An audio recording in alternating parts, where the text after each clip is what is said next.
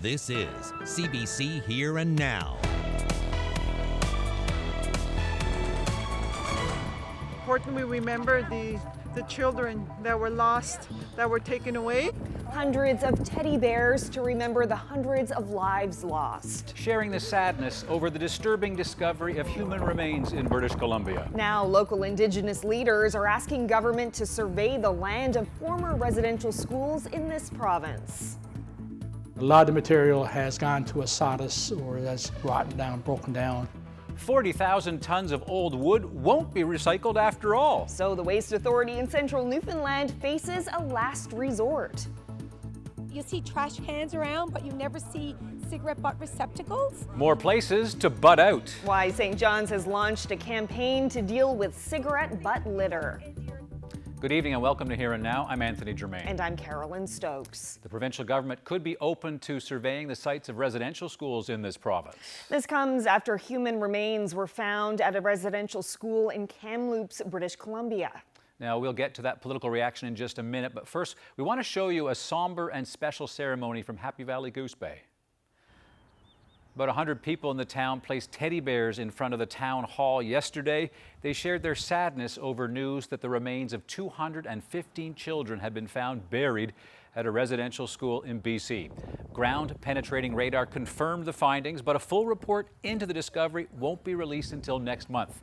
Innu elder Elizabeth Panashaway said a prayer in Innu Aimun, her mother tongue, and then spoke to the crowd. Her daughter, Ganani Davis, translated for her, saying she talked about the children whose remains have been discovered. She said it's important that we remember the children that were lost, that were taken away. It's remembering the children and the parents that have lost their children. And it's important never to forget what's been done to Indigenous children. If these children have made it and had been alive to this day, she said they could have been something. They could have been something in today's. They could have grown up and played like these little children you see today, but they didn't make it. And she said, what if they had made it? They could have been something today. Innu leaders were also at the commemoration and spoke of the importance of remembering the lives of residential school students and the painful memories the Kamloops discovery can trigger for many Indigenous people. I think it wakes up a lot of wounds in certain families, because especially the ones that was affected by this, and especially like for years ago here in Cheshire alone, when people passed away, their remains were never sent back as well. So it's not only BC that's feeling it, so it's everybody like that's experienced this, they're feeling it everywhere. Well, there are now calls for governments across the country to search sites of former residential schools. And in this province, the government has signaled it is open to having those talks. Here Now's Mark Quinn reports. A long overdue apology. When Prime Minister Justin Trudeau apologized in Labrador to this province's residential school survivors, it provoked raw emotions, difficult memories of abuse and loss. The recent discovery of children's bodies near a former Kamloops residential school is doing that again. And this province's Indigenous Affairs Minister, a member of Nunatuavut, said she spent Sunday speaking with Indigenous leaders and others about it. We love this country, those of us who were born and raised, but this is it's a very dark, it's a painful part of our history that can no longer, I don't like to use the word buried, but it can't be buried. We must talk about it, and we've a long way to go with reconciliation in this province. Today in the House of Assembly, the MHA for Labrador West asked the government to take action. As we grapple with the discovery of 115 remains at the site of a former residential school in British Columbia, I asked the Premier, will he commit to an immediate review of all residential schools and orphanage sites in this province, as we as a province have a duty to truth and reconciliation? Dempster said the province is willing to talk about surveying the residential school sites in this province. We haven't had a formal request, but we're certainly open. We're not closing doors to this, and we need to just see where the people most impacted, what direction they want to take. Premier Andrew Furey said he'll soon have more to say about the planned inquiry into the treatment of Innu children. Furey also said he'll keep Newfoundland and Labrador's promise to formally apologize to residential school survivors. Mark Quinn, CBC News, St. John's. And the Premier also says the tragedy in Kamloops will be discussed in his regular meeting with Indigenous leaders later this week.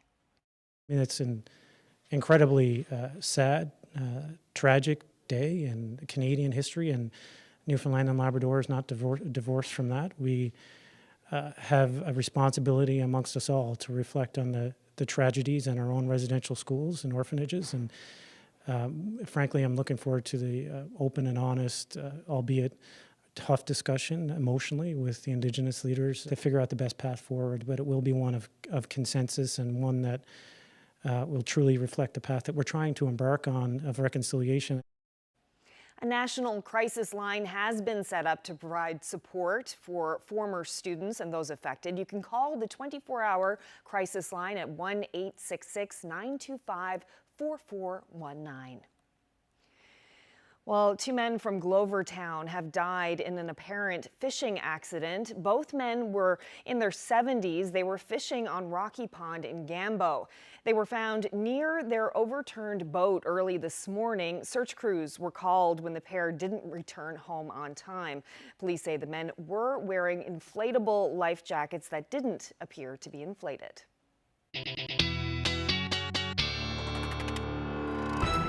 Temperatures today across the board up into the 20s for eastern areas through central as well. 23 degrees in Badger this afternoon, and then same thing up across Labrador. Beautiful day. 22 degrees in Happy Valley Goose Bay.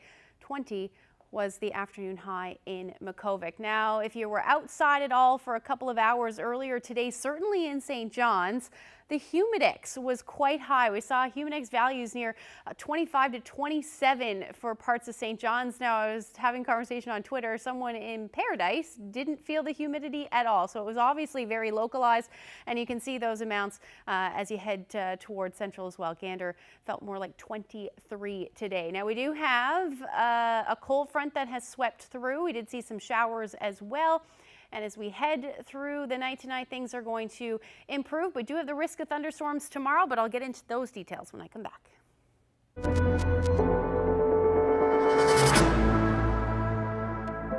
Well, there are some alert level changes to tell you about tonight as some communities in Central ease out of lockdown. But first, the latest details on the 6 new cases of COVID announced in the province today.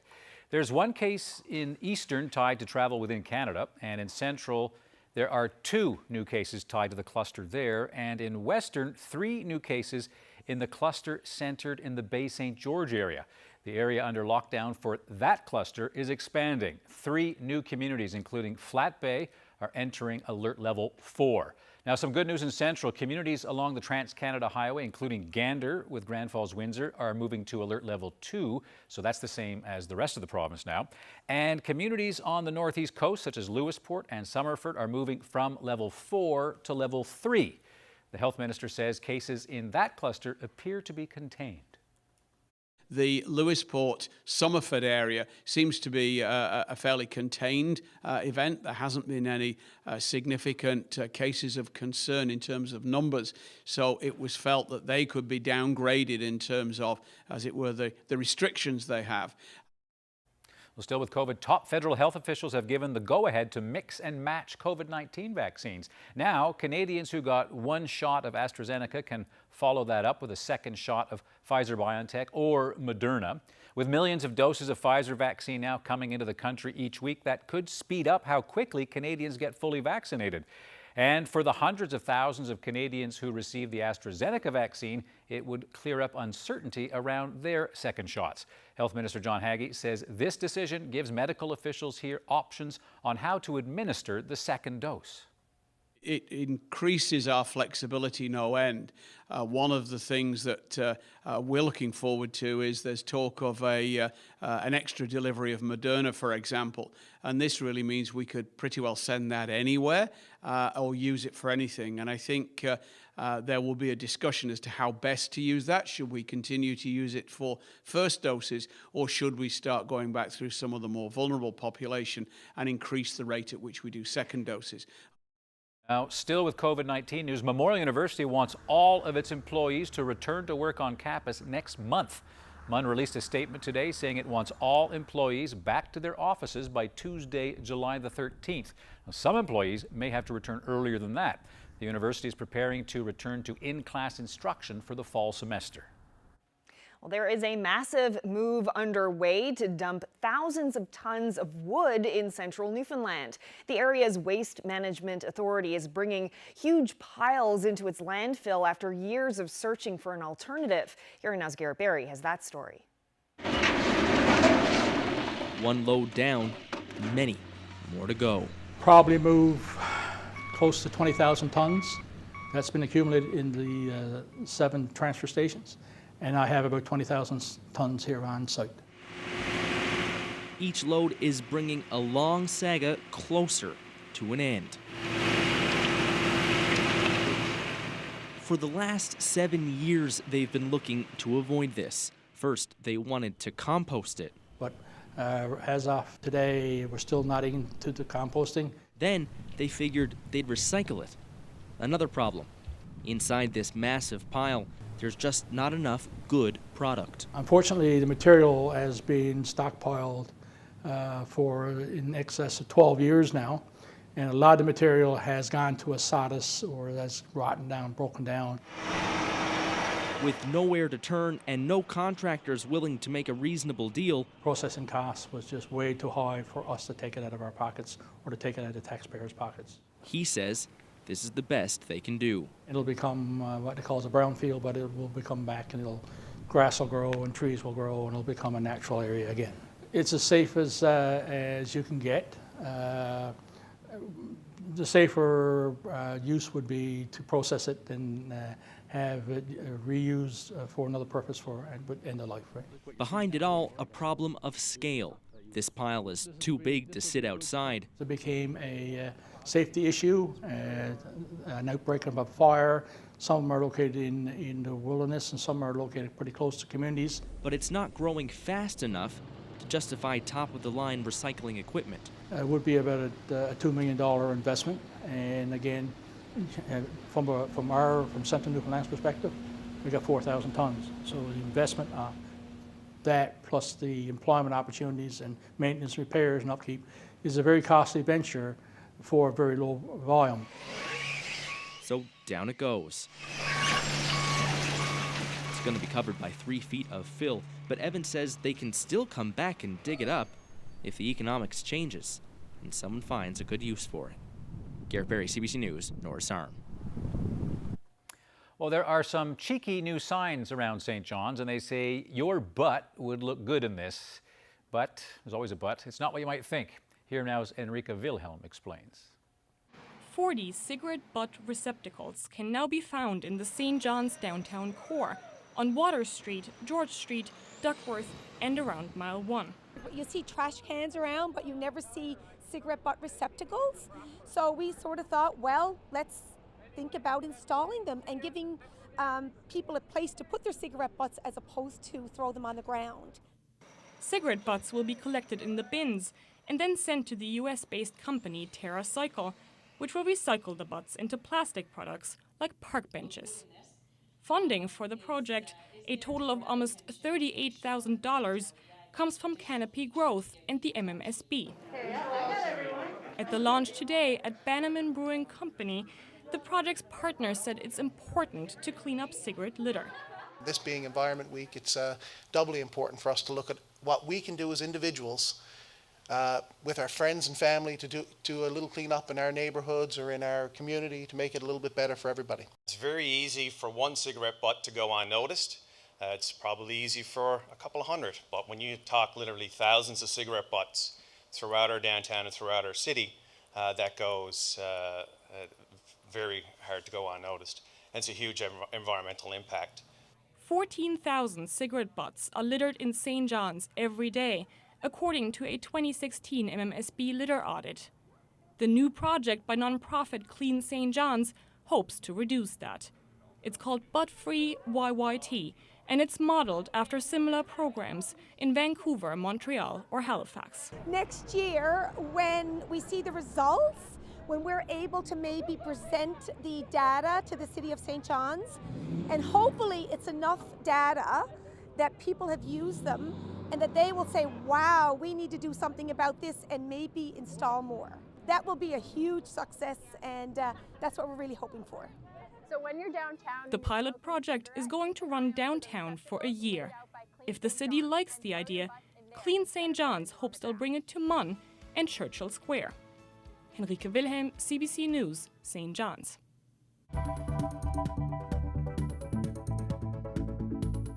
Opening day of the salmon season, hard enough to know which fly to use or which tag to use in what river.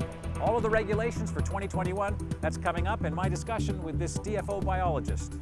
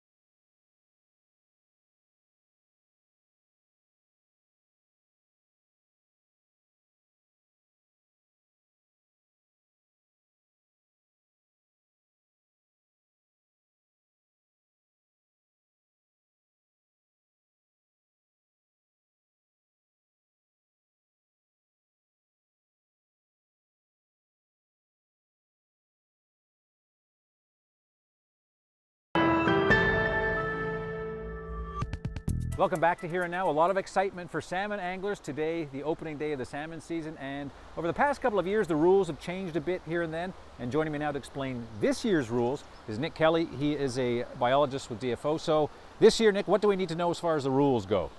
So this year, the retention limits in the province are 2 fish per angler for the whole season, with a maximum retention of 1 salmon on Class 2 rivers. There's also daily catch and release limits in place of 3 fish per day on most rivers, aside from Class 0 rivers, where the retention limit or the release limit is reduced to 2 fish. I strongly urge anglers to consult the Angler's Guide, as it lays out all the regulations for the salmon season. And that's right, because you know this stuff inside out, Class 1, Class 2, 0, and all that kind of stuff. So there is the Angler's Guide, which is online. There's also the booklet, which I think you can still get. I want to ask you a question, okay? So anglers, every year, supposed to fill out one of these things at the end of the season. I caught this fish, that fish, I released this fish. You guys rely on that data. What do we know about how salmon are doing these days? Yeah, you're right. We do receive returns from anglers from the Licensed Stub program, and I strongly urge anglers to provide the data, as the more returns we get from anglers, the better our data are. And we certainly see, we generate catch-specific estimates for individual rivers as well as the whole province each year. Typically, we see anywhere from 20 to 30,000 salmon retained in recent years, and around 30,000 released, although the past few years with lower retention limits has certainly declined a little bit. In terms of the status of how river or populations are doing, last year we monitored 17 populations in the province, 3 of which were in Labrador, all of which showed pretty strong returns compared to the previous 6 or 7 years. The island portion of the province, we monitored 14 rivers, and it was a bit of a mixed bag, such that rivers on the West Coast, Northern Peninsula, and Northeast Coast had returns pretty similar to the past 5 or 6 years, with some rivers in those regions having declines or increases. And all rivers we monitored on the South Coast, about 5 of them in total, showed declines. All right, so declines there. I think the exploits did well last year, right, if I remember? Yes, we've had exploits. The exploits has kind of declined over the past, say, 5 to 10 years, but last year it did have a bit of a rebound compared to, say, 2018 and 19. Well, let me ask you this, Nick. You mentioned 25,000 fish taken, right? So taken, eaten. How do we balance, the joy that anglers have on nice rivers? How do you balance it so people can actually keep a fish or 2 or release them and make sure that the species, which is under stress, how do you find the right balance? That's a great question. Ultimately, my position is to provide advice in regards to the status of the populations and how they're doing from a science point of view. My colleagues in resource management take that into place, as well as advice from stakeholder groups and socioeconomic considerations. And it's a difficult thing to balance overall. The key thing is, we got to make sure that enough salmon are reproducing each year to maintain future generations. All right, one final question for you. Every year we hear from different people, whether they're salmon organizations or from your line of work, that you want to be careful if you're out there and you see somebody netting a salmon river. What are the regulations as far as that goes? What should people do? Absolutely. Poaching can certainly have a detrimental effect on salmon populations. You can take a large amount of fish over a short period of time. And like I said, maintaining, or every salmon that reproduces each year is key to maintaining future generations. So poaching can have a negative impact. And if anyone sees any activity or anything suspicious, I strongly urge you to call Crime Stoppers or contact your local enforcement detachment. All right, Nick, appreciate that. Thank you very much. No problem. Thank you. Right now, in the coming weeks on Here and Now, we do have a story about salmon netting on the West Coast. Stay tuned for that in the coming weeks. This weather update is brought to you by Newfoundland and Labrador Tourism. It's time to explore the Great Wide Open. Plan your trip at yourbackyardbeckons.ca.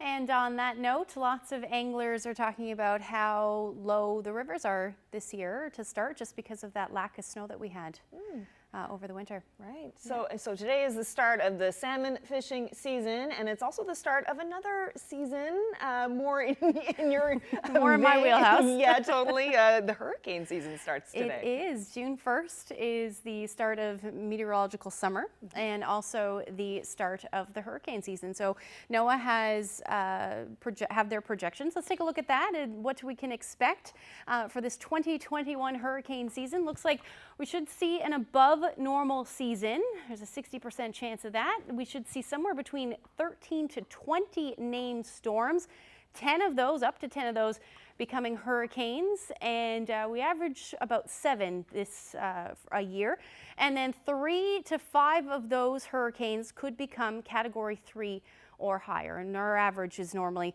around 3 a year. So some of the names that we'll be seeing this year, Ida, we'll be seeing names like Peter and Wanda as one of the 21 named storms. We've already seen Anna, but that was earlier last week, and that didn't pose any threat to land. So certainly something that I will be keeping an eye on over the next coming months. But a little bit closer to home today, we did see some beautiful weather earlier this afternoon, 20 to 23 degrees for parts of the island, and then even up across Labrador, a beautiful day. Lab City reaching a high near 18 degrees earlier today. Same thing for Nain, so plenty of warm temperatures. Those temperatures now across Labrador still down into the teens, or seeing those temperatures into the teens for northern portions of Labrador. And then for the island, we saw a high near 21 degrees in St. John's. We're down to 13 degrees. That temperature's going to continue to drop as we head through the evening tonight, and that's because, as I showed you a little bit earlier, a cold front has swept through. So we did see some showers, even some thunderstorms around the isthmus earlier today. That's moved off. Beautiful evening right now, and it's going to stay fairly quiet tonight. We may see a few showers for mid-areas of Labrador, mid-coastal areas of Labrador. Same thing for Lab West as we head through the evening hours, and then along the west coast as well. But overall, we should be seeing partly to mostly cloudy skies for the majority of the island, with a chance of a few showers down along the southwest as we head into the early morning hours. And then again, that chance of showers will move through Lab West as we head through the morning, or into the morning rather. So as far as temperatures go tonight, we're going to continue to see them drop, should reach the single digits, other than through central and the west coast into the double digits as our overnight lows. Winds will ease on the west coast and stay a little bit brisk. Winds out of the west about 20 to 40 kilometers per hour the further east you go. As far as Labrador goes, you're looking at temperatures around 2 degrees for Lab West. Same thing for the north. The remainder of the Big Land looking at temperatures between 6 to 7 degrees as your overnight lows. Now for tomorrow, I talked about this yesterday, the risk of some thunderstorms looks quite likely for central, mainly those areas in the yellow and then into the orange. That's where we can see some moderate thunderstorms. That risk will be for most of the afternoon, and if the storms do develop in that moderate area, we could see some gusty winds, even some small hail, and then locally heavy downpours as some of those cells roll through. So taking a look at the future tracker for tomorrow, just to time that out, looking like we should start to see some convective thunderstorms, or at least some convective cloud cover. Those are those towering cumulus. You'll start to see them develop more than likely into the between 11 and 12. By 1 o'clock, we should be seeing that risk of thunderstorms for most of the afternoon in that area for green. The future tracker showing that quite nicely, actually. And that will continue as we head into the evening hours, as well as a few showers for the southeastern portion of Labrador. Temperatures tomorrow, beautiful, 20 to 23 degrees from the Avalon through to the west coast. A little cooler for the northern peninsula, as well as the southwestern portion of the island, but overall it is looking beautiful as far as those temperatures go. For Labrador, plenty of sunshine for you, except along the strait, or at least in southeastern, and a little cooler for Nain, sitting around 7 degrees as your afternoon high. Now temperatures are going to stay quite mild over the next couple of days, but we'll get into the long range forecast when I come back. It's bringing up a lot of sad and hurt feelings. A horrific discovery at a former residential school in BC. Coming up, we'll hear more reaction from local Indigenous communities.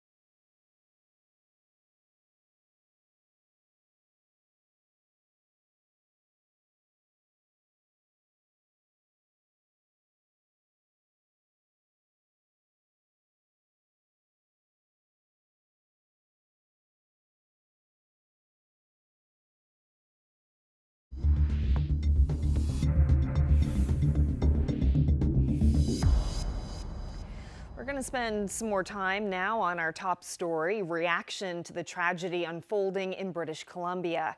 As we heard earlier, around 100 people gathered in front of the town hall in Happy Valley Goose Bay to honor the 215 children whose remains were discovered on the grounds of a former residential school in Kamloops, BC.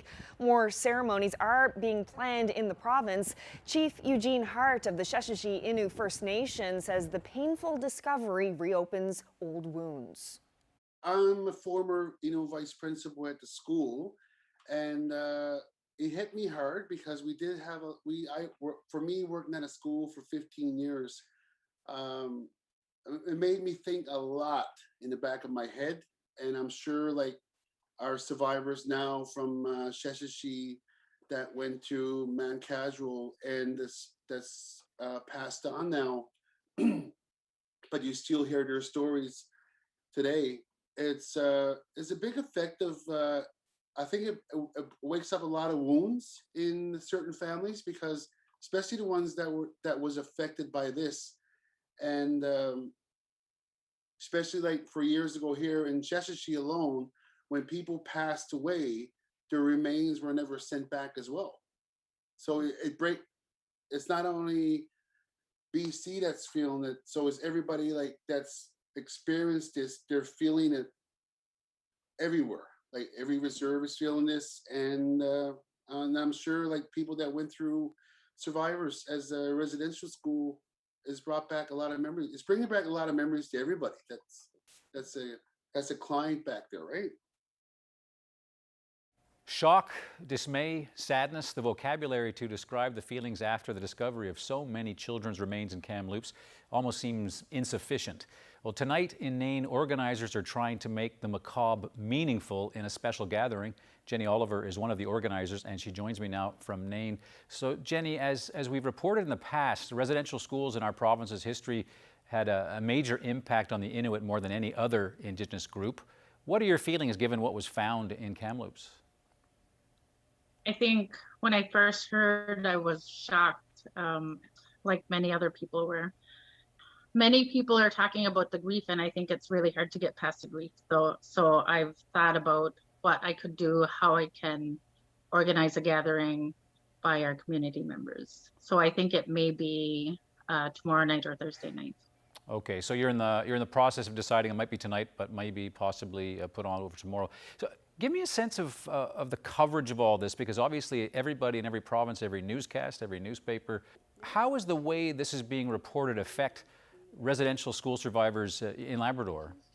It's brought a light to the reality of the world that they lived in. They were, the residential survivors hid feelings and their sadness for years and years. And now that it's communicated nationally, I think it's bringing up a lot of sad and hurt feelings.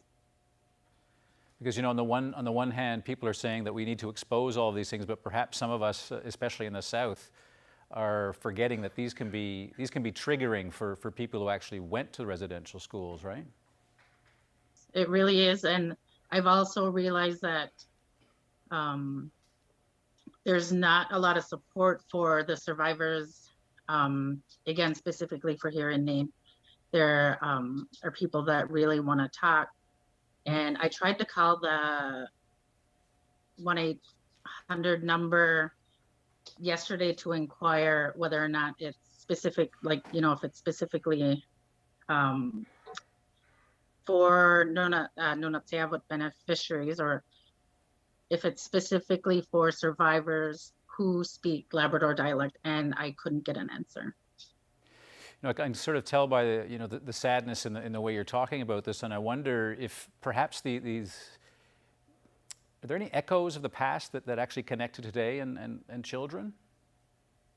Well, I believe that the current child welfare system within our province that affects our Inuit children, they're doing the same thing. We still have people leaving leaving our communities, and they're losing their culture, they're losing their connection to their families, their friends, the land, and it's still happening today. I really think something like this is a great opportunity for us to have these discussions about how people outside of our communities are making decisions for our kids still today. And it's going to affect and traumatize and create the genes in our DNA that we are again and more over and over being traumatized, these children who leave communities. I think our province, spends so much money on having kids being sent away, yet there's no money for keeping kids in our communities. It's almost as if there are similarities, although obviously very different in 2021 than it was in the 1900s. Jenny, appreciate your time tonight. I know it's a very difficult time in Nain, and good luck as you try to organize the proper way to mark a gathering about this horrific news that the country is trying to understand. Thank you. Thank you so much. And a reminder, there is a national crisis line that has been set up to provide support for former students and those who are affected. Let's hope that they can address some of the problems that Jenny just mentioned there. You can call the 24-hour crisis line at 1-866-925-4419. Well, the discovery is being felt right across the country. Many questions now about Canada's past are top of mind. A statue of Sir John A. Macdonald, Canada's first Prime Minister, has been removed from downtown Charlottetown after months of debate about its future.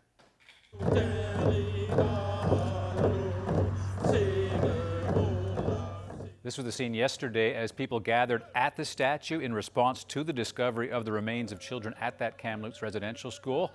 Macdonald was instrumental in the creation of the residential school system back in 1883. Now, earlier this month, Charlottetown was set to modify the statue to include an Indigenous figure as well as signage on the history of residential schools. But City Council voted unanimously to take down the statue because of the discovery in BC, and this morning, Sir John A. gone.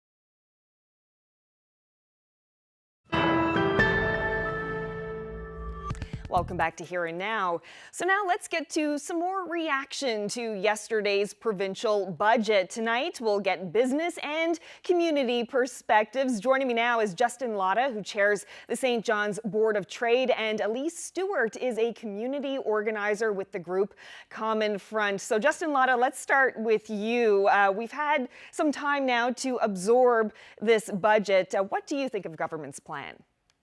Yeah, so overall, I have to say we were encouraged.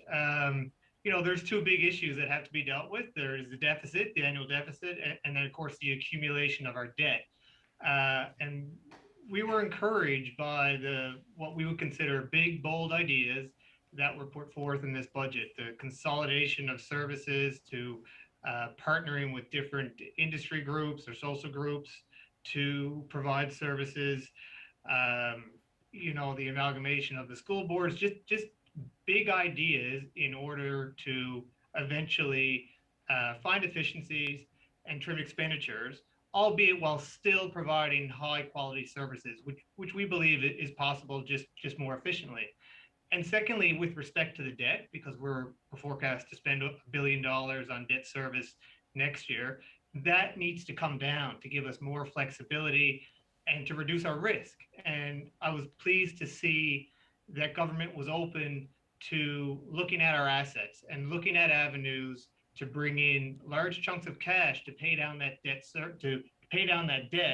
so we can use some of that $1 billion in wise investments to the benefit of the population. Because right now we're just paying it to financiers. And Elise Stewart, you represent a coalition of labor, social, and justice groups. So from those perspectives, do you think that this is the right budget for right now? Concern about this budget was what we don't see in it. You know, there's a lot of areas that we're missing any sort of big numbers in support. I mean, automatically I'm thinking of poverty reduction. There was one little blurb that was indicated in the estimates, and really poverty reduction is a huge undertaking that needs to be focused on, and it was left out. And a lot of the lip service that was going on, I think, is something that we need to be concerned about. And, you know, for us, the big, bold ideas are universal childcare. It's looking at how we bring more people to this province. I think a number that I haven't heard too much about, which certainly was striking to me, was our population. Currently, for every person that's born, only 0.7 kind of replacement is happening. So that's a huge demographic shift that we are not addressing. And I did not see anything in that budget that was bold or, you know, new to address this huge demographic issue that I think we keep hearing that it's, you know, something that we're going to look into, but there's no measures and certainly no budget lines that were there to address that. It's interesting that you both use the word bold. Elise, you say that you don't think the budget is bold. And Justin, you do think that the budget is bold. And that was one of the key words that Premier Andrew Furey used to describe the budget going into all of this. And Justin, you say that you're encouraged by the budget, but is there anything that you would have liked to have seen in there that wasn't there? Well, I mean, obviously there's a forecast of almost $1 billion of expenditure reduction next year. Ideally, we would like to have some idea of where that's, you know, how that's going to transpire. I mean, you can take from the budget that those savings are going to be realized with the actions that they're taking, amalgamation of services, you know, different deal with MON, etc. So, you know, being business people, you'd want to see the detail, because at the end of the day, this all needs to be executed upon. But I think the foundation is there. In the past, we haven't heard these ideas put forward publicly and in a budget, so we're pleased to see it's there. And with respect to population increase, Lise is right, it's extremely important, but we need to have our financial house in order to be able to attract investment, grow business, which in turn will help in population increase. Because, you know, you can put a ton of effort on bringing people into Newfoundland and Labrador, but at the end of the day, they need good jobs and they need prospects for long-term solid jobs and a stable tax environment. And, you know, reducing our expenditures by $1 billion, selling some assets or portions thereof to address the debt and get a handle on our debt service, doing those types of things will certainly assist in being able to grow our population, increase our tax base, and ultimately be in a better situation. And you know, it is possible, and I'm pleased to see that the sizable expenditure reduction is in the near term, not the long term. So government must know that they will be evaluated in the very short term on that. So I would venture to guess there are solid plans in place to make that happen, and we will look forward to seeing them.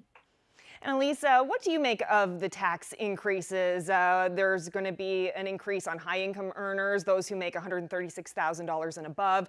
The sugary drinks tax, a tax on cigarettes is increasing. But do you think that government goes far enough with those taxes? No, I think that certainly our organization has been talking for a long time about tax fairness. So that was encouraging to see these movements towards creating a more fair tax structure. The adding of tax brackets is certainly encouraging, and it's something that we've seen in other jurisdictions. So we weren't too surprised because of kind of the federal government already laid the groundwork for that. So it's one step, but it's not certainly far enough, especially when we're looking at these large scale issues. And I think when we're talking about this budget, Justin's encouraged by the reductions and the amalgamations that are going on, but really for us, that's just another way to say austerity, right? Amalgamating services, bringing the private sector in, privatization. It's just another way to say austerity. So we're going to be looking very closely at those measures. And in terms of, the MUN cut, that's a huge impact on bringing people to this province. MUN is a huge attractor, and the affordability and the accessibility of MUN is how you bring people to this province. It's how you bring a lot of newcomers that decide to stay here.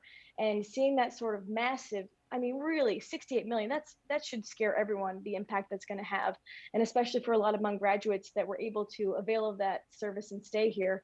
It's for the public good. So that's something I think should all be kind of shaken to the core at what that cut's going to look like in the long term. Yeah, so I think, I'll jump in there if that's okay. One thing we all have to remember is I'm hearing in the media, I'm hearing various groups, there's a lot of no. Don't change the tuition in MUN, don't privatize assets, don't try to provide services in a different manner that may involve less employee hours, but yet doesn't have to compromise service. I think it's important that all stakeholders bear in mind that we simply cannot afford to continue operating the way we are. So things must change. And okay, I'm just going to jump in here for a moment, Justin. Sorry about that. We have to finish up here. But Justin Lotta and Elise Stewart, thank you so much for your thoughts on this tonight. Thank you. Thank you.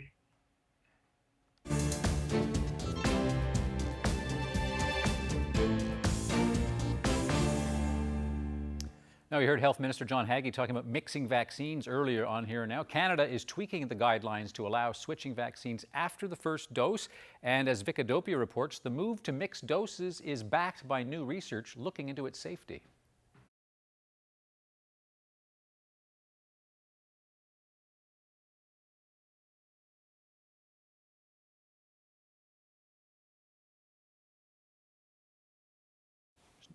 All right, there's no audio there, as you can see. I'm sort of wondering if we could hear, so our apologies for that. We'll see if we can actually get that story perhaps a little later on Here and Now. Now to another national story of import that has to do with the armed forces in this country. It's a situation that's been in the news a lot. A retired Supreme Court justice is calling for significant changes to how the military deals with sexual misconduct cases.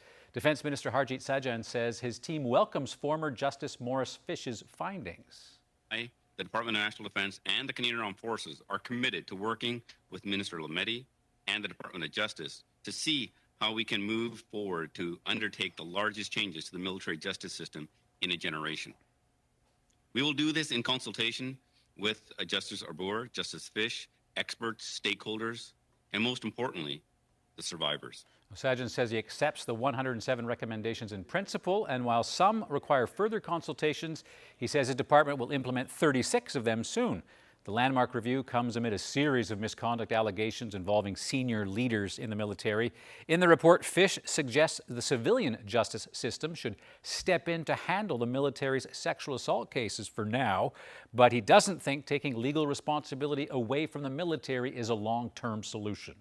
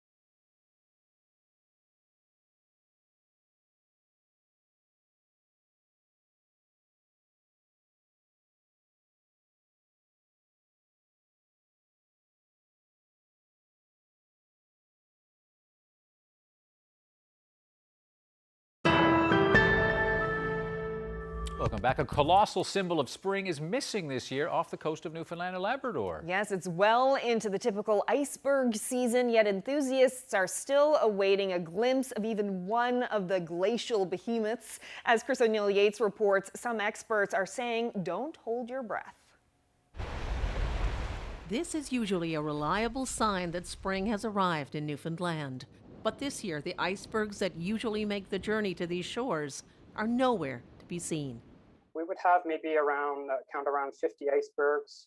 On some higher years, would have over 100 icebergs along the northeast coast of Newfoundland. And this year, we don't have any at all. And Ross blames climate change. Normally, as icebergs move south, they're nestled in sea ice. But this year, with warm ocean temperatures in the north, there was no sea ice to preserve them. So the bergs broke apart and melted off Labrador. Intense winds blew the few that did survive far offshore. It is a very, very much a checklist item that people want to do when they come to Newfoundland and Labrador, is see an iceberg. In 2017, this massive iceberg attracted crowds for weeks in Jill Curran's hometown, Ferryland, even making it onto a postage stamp. But the lack of bergs this year brings home the impact of climate change, says Curran. It's a sad state that, our climate change is affecting the world in such a way, that we're seeing things that we're just used to seeing our entire lives change very much. It's a little disappointing that the icebergs aren't coming in this year. Rhonda O'Keefe Arsenault restored the family's 18th century home to welcome tourists. She says some even call ahead to make sure they'll see an iceberg. I've had calls from people from different parts all over the world. Actually, I had one visitor call me one day and he asked me, could I guarantee him icebergs? I said, no, we can't guarantee you icebergs, but we can guarantee you a great time if you come to Newfoundland and Labrador. Scientists say there will still be icebergs in years to come. There will still be, even in a few hundred years, there'll still be some iceberg production, but it'll be much farther away from Newfoundland, and whether it could actually get it to Newfoundland, there'll be rare sightings. So years like this, where icebergs don't make an appearance at all, will likely not be a one-off event. Chris O'Neill Yates, CBC News, Ferryland, Newfoundland.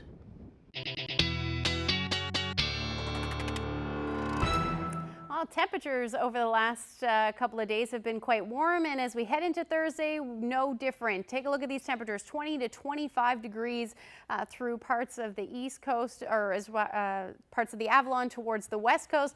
Marystown even reaching 24 degrees as we get into Thursday. Plenty of sunshine, maybe the chance of a few showers, but overall it will be fairly nice through the day. And then across Labrador, you're looking at temperatures around 22 degrees for Lab City, although it will stay cloudy for the most part. You may see a few peaks of sun, but overall it will be a pretty beautiful afternoon for most areas on Thursday. As we head into Friday, some much needed rain will move in.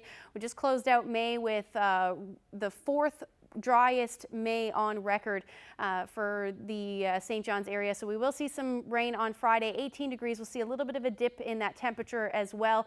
And then across Labrador, you're looking at temperatures into the 20s as you head towards the coast, and then further west and north, you'll see your temperatures in the teens. Over the next 5 days, we're going to see a little bit of an unsettled weekend. The chance of showers both Saturday and Sunday, probably a little bit more cloud cover on Saturday, but that's what you're looking at temperature-wise. As we head towards central, you're looking at a similar warm-up as far as those temperatures go, into the 20s, 23 degrees to close out your Saturday in western Newfoundland. And then as far as eastern Labrador goes, it's looking like temperatures into the high teens for the weekend, but a mix of sun and cloud with that chance of showers will stick around. And same thing for western Labrador, but your temperature's a little cooler, around 15 degrees. Wanted to share this photo. Beautiful day near Sandy Point. James Smith shared that one with us. If you have any weather photos, send them to nlphotos@cbc.ca. Yeah, Sandy Point, nice. Gorgeous. Beautiful sunshine. Thanks for sending that. Well, thank you so much, everyone, for joining us tonight. We'll see you tomorrow. Good night.